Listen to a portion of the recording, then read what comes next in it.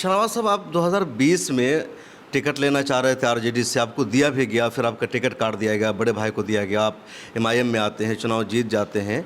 फिर अचानक ऐसा क्या हुआ कि जिस आरजेडी ने आपको विधानसभा का टिकट नहीं दिया, वो अचानक आपको लोकसभा का उम्मीदवार बना रही है? आरजेडी के साथ आए, हमारे साथ 3 और लोग आए।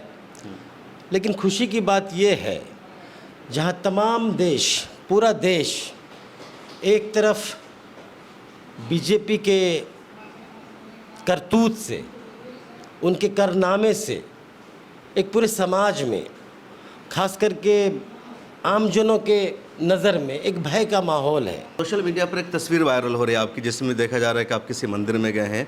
लोग इस पर बहुत ज़्यादा एतराज़ कर रहे हैं, मुसलमानों में गुस्सा है, नाराज़गी है। ऐसा करने की क्या ज़रूरत पड़ी? मुझे लगता है कि इस 17 महीने में बिहार का ऐसा कोई प्रखंड, ऐसा कोई मोहल्ला, ऐसा कोई पंचायत, ऐसा कोई टोला नहीं होगा जहां से 1, 2, 3, 4 व्यक्ति हमारे भाई बहन को नौकरी नहीं मिली होगी। तो अभी जो आपको टिकट मिला था, क्या उसी का इनाम दिया है आरजेडी ने, कि आप छोड़कर मुश्किल वक्त में उनके साथ? नहीं, देखिए, मुश्किल के वक्त में काम आए नहीं आए, ये अलग विषय है। मिला टाइम्स की चुनावी यात्रा लगातार जारी है और इस वक्त मैं पहुंचा हूं अररिया में। अररिया और पूरे सीमांचल को मरहूम तस्लीमुद्दीन के नाम से जाना जाता है, जिनको सीमांचल गांधी भी कहा जाता है।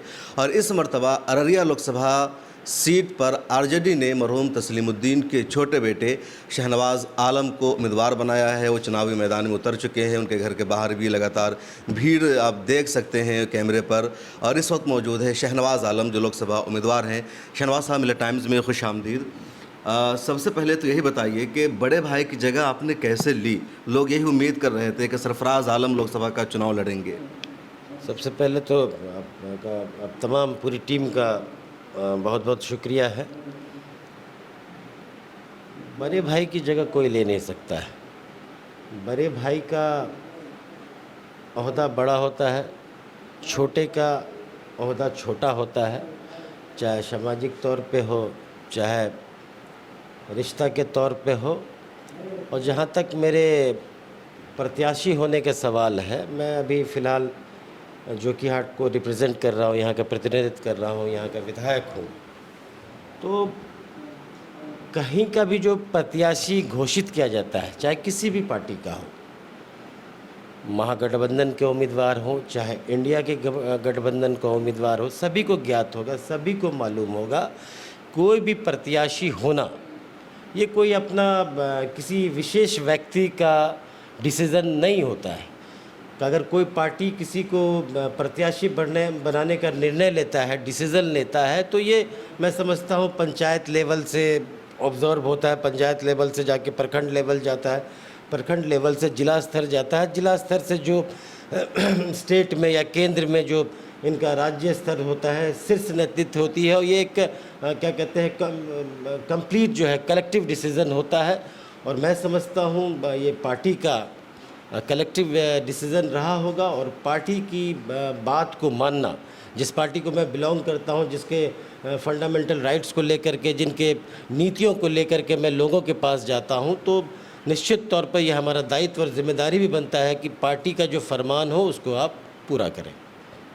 तो पार्टी का फरमान था कि आपको चुनाव लड़ना? निश्चित तौर पर। शहनवाज साहब, आप 2020 में टिकट लेना चाह रहे थे आरजेडी से, आपको दिया भी गया, फिर आपका टिकट काट दिया गया, बड़े भाई को दिया गया, आप एमआईएम में आते हैं, चुनाव जीत जाते हैं। फिर अचानक ऐसा क्या हुआ कि जिस आरजेडी ने आपको विधानसभा का टिकट नहीं दिया, वो अचानक आपको लोकसभा का उम्मीदवार बना रही है? देखिए, कोई भी व्यक्ति के लिए, चाहे वो एमएलए हो या सियासत में हो, पार्टी चेंज करना बहुत ही डिफ़िकल्ट डिसीज़न होता है। जो भी परिस्थितियां रही हो, हम लोग आरजेडी के साथ आए, हमारे साथ 3 और लोग आए।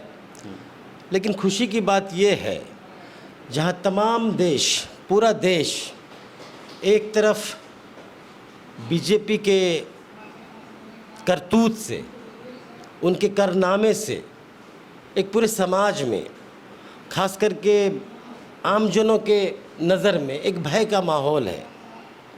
तो उन परिस्थितियों में जहां बीजेपी जो है अपने हथकंडे अपना के और जो जितने भी शो कॉल्ड इंस्टीट्यूशन है उनका सहारा लेकर के, पैसे के बल पे, ताकत के बल पे, डर दिखा के, ईडी सीआईबी का भय दिखा करके आप देखे होंगे जहाँ जहाँ जनमानस की सरकार बन रही थी, जो आम जनों ने सरकार चुना था, उसको किसी भी मीन से वो लोग बदल देते थे। उस समय हम लोग आरजेडी में आए, एक परिवर्तन हुआ, बिहार में क्या कहते हैं आरजेडी की सरकार बनी और महज 17 महीनों में तेजस्वी जी के नेतृत्व में देखा होगा क्या क्या नहीं हुआ। लाखों नौकरियां मिली,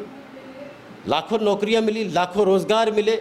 मुझे लगता है कि इस 17 महीने में बिहार का ऐसा कोई प्रखंड, ऐसा कोई मोहल्ला, ऐसा कोई पंचायत, ऐसा कोई टोला नहीं होगा जहां से 1, 2, 3, 4 व्यक्ति हमारे भाई बहन को नौकरी नहीं मिली होगी। तो क्या परिस्थिति बनी थी जिसकी वजह से आप लोग एमआईएम को अचानक छोड़कर इधर आ गए थे?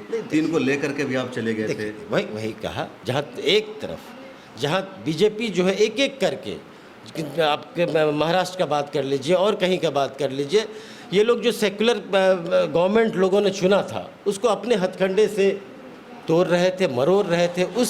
उस परिस्थिति में, उस समय अगर हम लोग बिहार में एक सेकुलर गवर्नमेंट बनने का हम लोग एक जरिया बने, एक सहारा बने, तो मुझे बेहद खुशी हुई। इसमें मुझे कोई गुरेज नहीं है। देखिए, आपको समझना होगा, बीजेपी उस टाइम जो है क्या कहते हैं, आरजेडी लार्जेस्ट पार्टी नहीं थी, उस टाइम बीजेपी लार्जेस्ट पार्टी थी। आप लोग के जाने से, हम लोग के जाने से आरजेडी लार्जेस्ट पार्टी हुई और इस काबिल बना के वो सरकार बनाती। तो अभी जो आपको टिकट मिला था, क्या उसी का इनाम दिया है आरजेडी ने, आप छोड़कर मुश्किल वक्त में उनके साथ? नहीं। देखिए, मुश्किल के वक्त में काम आए नहीं आए ये अलग विषय है। और जहाँ तक कैंडिडेट की बात है तो जाहिर सी बात है, कोई भी पार्टी अगर किसी को लोकसभा का कैंडिडेट बनाता है, प्रत्याशी बनाता है, निश्चित तौर पर उसके बारे में पूरी तहकीकात करके, सर्वे कर के हमारी पार्टी का जो इनको प्रत्याशी बनाने से क्या रोल रहेगा, कितनी लड़ाई हम लड़ सकते हैं, उस आधार पर प्रत्याशी का चयन होता है। अच्छा, एक तरफ आपके बड़े भाई है, आप हैं, उन्होंने अभी चुनाव लड़ने का डिसीजन नहीं लिया है, तो आपको क्या लगता है कि इस चुनाव में जब आप मैदान में जाएंगे तो आपको चुनौती का सामना प्रदीप सिंह की तरफ से करना पड़ेगा, जो बीजेपी उम्मीदवार हैं, अपने बड़े भाई की तरफ से?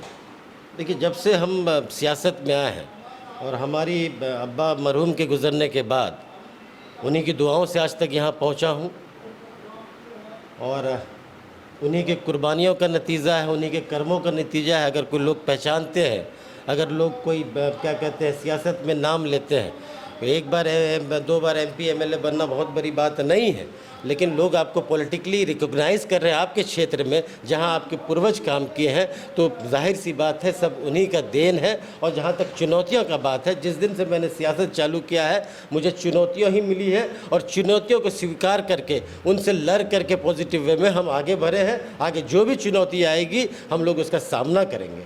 नहीं, लगातार जीत भी आप रहे हैं क्योंकि, अच्छा ये बताइए, पिछले चुनाव में बड़े भाई उम्मीदवार थे आरजेडी के, वो काफ़ी वोटों से हार गए, बीजेपी जीत गई अररिया जैसी लोकसभा सीट पर। लोगों को यकीन नहीं आ रहा था रिजल्ट पर, कुछ लोग कह रहे थे कि कुछ गड़बड़ी हुई है। तो इस मरतबा क्या आपको लगता है कि एक तरफ बड़े भाई की भी मुखालफत है, बीजेपी के कैंडिडेट का मुकाबला कर पाना आसान होगा? देखिए, एक बात आपको स्पष्ट कर दूँ, मैं बड़ा लेट हम लोग का जो है क्या कहते हैं 2 दिन कबल ही हम सिंबल लेके आए और हमने कल से समझिए परसों से घूमना जाना शुरू किया है। आज मैं कल बीती रात जो है मैं रानीगंज विधानसभा में था और आपसे भी बात हो रही थी। करीब 4 बजे, 3:30 से 4 बजे के बीच में लोगों ने मुझे वहाँ छोड़ा। मैं करीब 4, साढ़े 4, 5 बजे घर पहुँचा हूँ और जहाँ तक मैं देख रहा हूँ कि मुझे क्या कहते हैं सभी समुदाय का साथ मिल रहा है, सभी समुदाय का प्यार मिल रहा है, सभी समुदाय का आश्वासन मिल रहा है। तो मैं निश्चित तौर पर मैं समझता हूँ अररिया का रिज़ल्ट बेहतर होगा। अररिया के लोगों ने जैसा होगा, 19 जैसा नहीं होगा। एकदम और अररिया के लोगों ने ठान लिया है। देखिए, केंद्र के जो सरकार है, भाजपा की सरकार है, उनकी जो क्या कहते हैं जो पॉलिसीज़ रही हैं उनसे कहीं ना कहीं लोग नाखुश हैं। उसके साथ साथ जो बीजेपी के सांसद हैं, क्या कहते हैं, बीते 5 वर्षों से अररिया को जो रिप्रेजेंट कर रहे हैं, यहाँ की जो बुनियादी समस्या हैं, अररिया की जो बुनियादी समस्या हैं, वो भी क्या कहते हैं, वो क्या कहते हैं उसको, उनसे निपटारा के लिए उन्होंने 5 साल में कुछ नहीं किया है। लोगों में एक आक्रोश है और अररिया के लोगों ने, मुझे ऐसा लगता है ये बहुत ही शुरुआती दौर है चुनाव का, लेकिन लोग पैक्ट हो गए हैं, लोगों ने ठान लिया है कि हम लोग को अररिया में परिवर्तन करना है। एक आखिरी सवाल, सोशल मीडिया पर एक तस्वीर वायरल हो रही है आपकी, जिसमें देखा जा रहा है कि आप किसी मंदिर में गए हैं, लोग इस पर बहुत ज़्यादा एतराज़ कर रहे हैं, मुसलमानों में गुस्सा है, नाराज़गी है, ऐसा करने की क्या ज़रूरत पड़ी? देखिए, ऐसा करने की सियासत में और सामाजिक तौर पर भी जो लोग एक समाज में रहते हैं, वहाँ 4 वर्ग के लोग रहते हैं, और देखे होंगे पर्व हो, त्यौहार हो, ईद हो, होली हो, दीपावली हो, सब लोग जो है मिल के मनाते हैं, एक दूसरे के हाथ पकड़ के आगे चलते हैं, कंधे से कंधा मिला के चलते हैं। लेकिन हमारे ही समाज में कुछ ऐसे लोग हैं जिनको ये रास नहीं आता है, इन तस्वीरों के माध्यम से समाज का हो, सोसाइटी का हो, आपसी जो भाईचारा चल रहा है, अररिया जो है पूरे भारत में, पूरे हिंदुस्तान में गंगा जमुनी तहजीब की मिसाल दिया जाता है। किन एक वर्ग है, समाज का एक वर्ग है जिनको ये रास नहीं आता है। तो ऐसे ही लोग हैं जो इनको मुद्दा बना रहा है। आप देखे होंगे सोशल मीडिया पे चले जाइएगा, हज़ारों तस्वीरें मिलेंगी ऐसी। चुनाव के समय थोड़ा सा ऊपर उठता है, बाकी सब लोग चुनाव के बाद तो सब लोग गले पे मिल के रहते हैं। जो अलगाववादी तत्व हैं, जो उन्माद फैलाना चाहते हैं। अब किसको कह रहे हैं अलगाववादी तत्व, जो कमेंट्स कर रहे हैं इस तरह? जो भी हो, अब जनता के बीच तो जाइए, अब लोगों के बीच जाइए। आज भी अररिया वही क्षेत्र है, हमारा गांव है, बगल में सभी समुदाय के लोग रहते हैं। हिंदू भाई मुसलमान का गले पकड़ के इस्तकबाल करते हैं, मुसलमान भाई हिंदू भाई का गले पकड़ के इस्तकबाल करते हैं। हम उस समाज में पले बड़े हैं, हम उस समाज में रहते हैं। आज भी हमारे घर में देखेंगे 500 लोग आए हुए हैं, सभी समाज के लोग हैं। तो सबका इज्जत करना, सबका एहतराम करना हमारा फ़र्ज़ बनता है। और जहाँ तक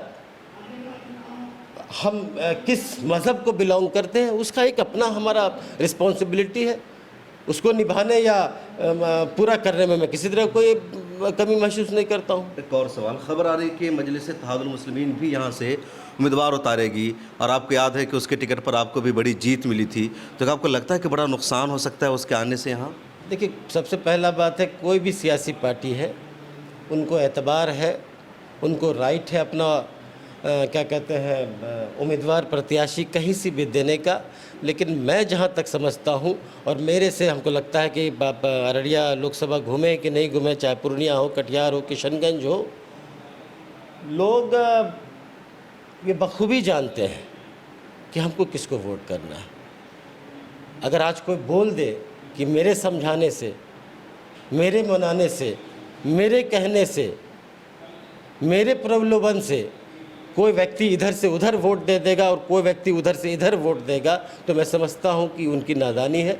आज जो जनता है, जो अवाम है, वो बेहतर जानती है कि हमको किसके साथ जाना है। आपका जो गठबंधन है कितने सीटों पर जीत दर्ज कर रहा है? सरकार बन पा रही है? अब दोबारा मोदी जी की सरकार बनेगी? अब देखिए, कोई भी गठबंधन लड़े, कोई भी प्रत्याशी लड़े, वो जीत के लिए लड़ता है। और हम लोग या हम लोग के गठबंधन के लोग या हम लोग के गठबंधन के नेतृत्व, शीर्ष नेतृत्व, तमाम लोग मेहनत कर रहे हैं। रिज़ल्ट देना अवाम का काम है, रिज़ल्ट देना ऊपर वाले का काम है।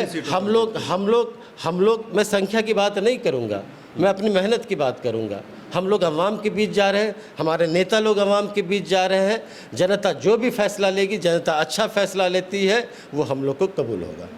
तो आप हैं शहनवाज़ आलम, तस्लीमुद्दीन साहब के छोटे बेटे हैं और लगातार चुनाव जीत रहे हैं। पहले एमएलए बने, पार्टी ने टिकट नहीं दिया तब भी एमएलए बने, और अब पार्टी ने दोबारा इनको लोकसभा का उम्मीदवार बनाया है।